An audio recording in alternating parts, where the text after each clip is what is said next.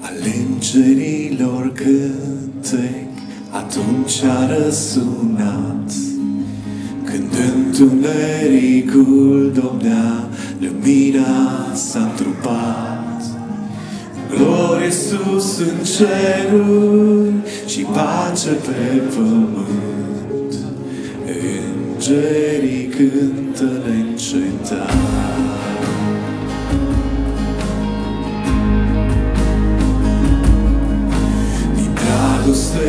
El a venit în lumea de păcat, un chip de rob El a luat și slava a dezbrăcat. Glorie sus în ceruri și pace pe pământ, copiii tăi îți cântă neîncetat. Numele va fi minunat,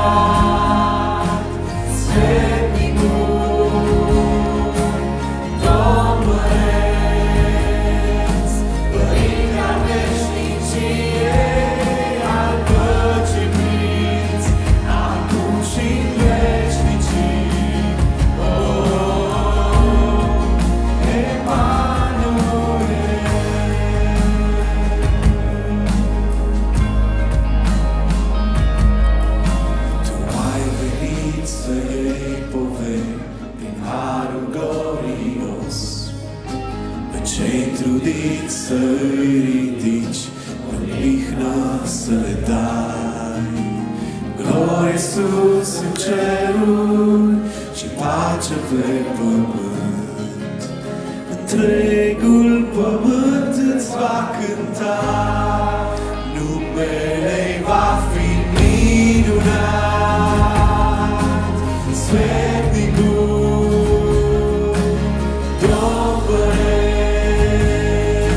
Părinte al veșniciei, al păcii prinț, acum și-n veșnicii. Emanuel minunat, sfetnicul, Domn Păreț, Părinte al veșniciei, al păcii prinț, acum și-n veșnicii.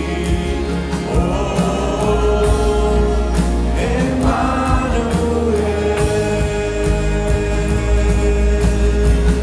nume cum nu e altul, venit să ne salveze. Cântăm, El este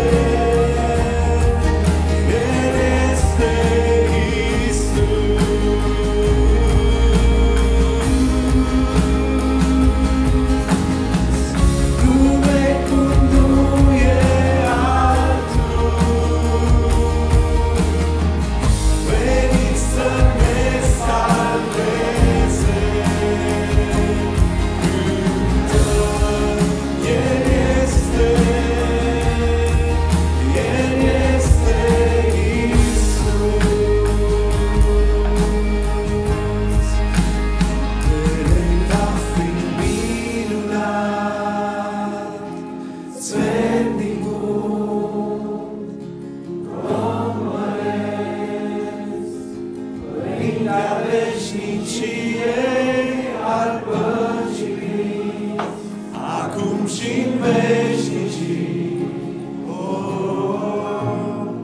Emanuel.